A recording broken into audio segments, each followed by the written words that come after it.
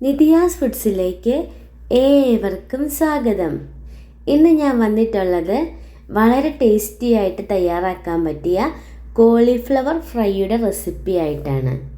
ചിക്കനും ബീഫൊക്കെ കഴിച്ച് മടുക്കുമ്പം ഇടയ്ക്ക് ട്രൈ ചെയ്യാൻ പറ്റിയ നല്ലൊരു റെസിപ്പിയാണിത്.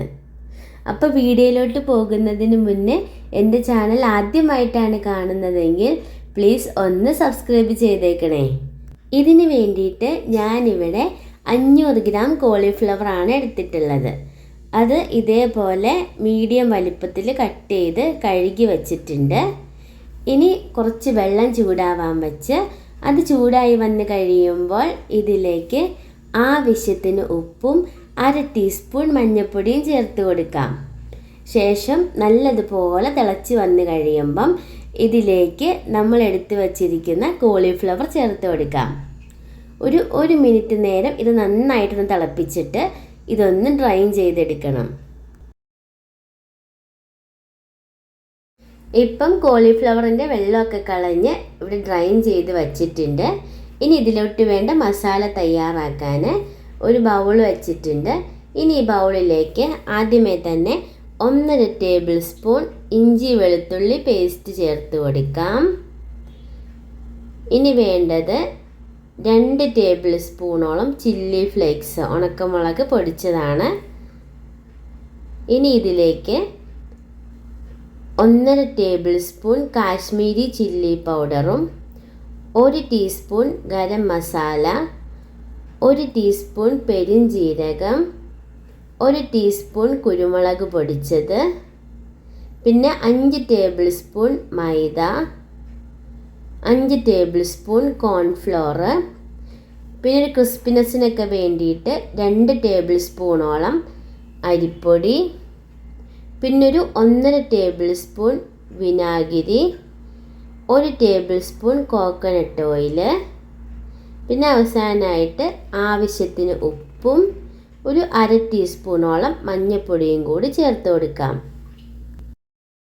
ഇനി ഇതിലേക്ക് ആവശ്യത്തിന് വെള്ളവും കൂടി ഒഴിച്ചു കൊടുത്ത് നല്ല കട്ടിയുള്ള ബാറ്ററായിട്ട് നമുക്കിതൊന്ന് കലക്കിയെടുക്കാം.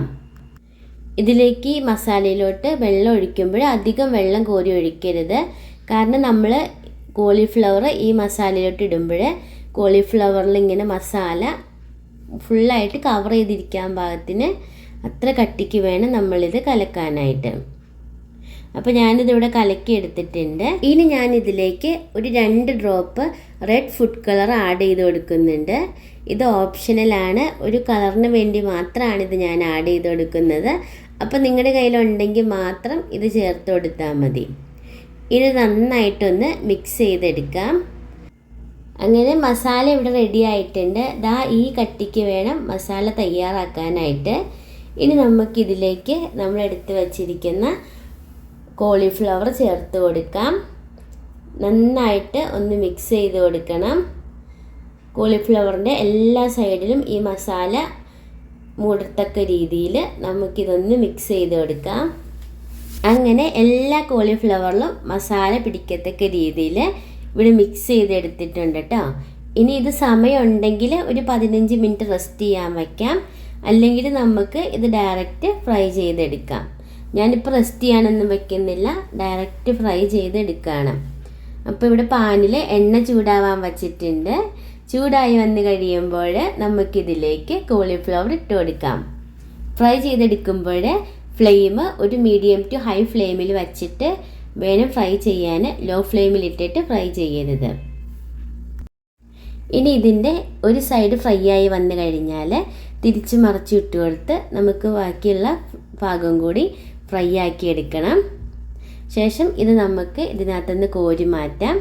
ഇനി ബാക്കിയിരിക്കുന്ന കോളിഫ്ലവറും കൂടി ഇതിലോട്ട് ഇട്ട് കൊടുത്ത് മുഴുവനും നമുക്ക് ഫ്രൈ ചെയ്തെടുക്കാം.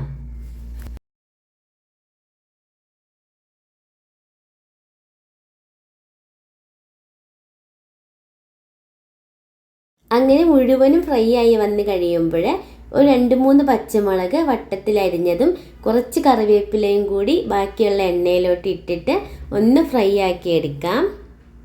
ഫ്രൈ ആയി വന്ന് കഴിയുമ്പം ഇത് കോരി മാറ്റി നമുക്ക് നമ്മൾ നേരത്തെ തയ്യാറാക്കി വെച്ച കോളിഫ്ലവർ ഫ്രൈയുടെ മുകളിലോട്ട് ഇതൊന്ന് ഇട്ട് കൊടുക്കാം.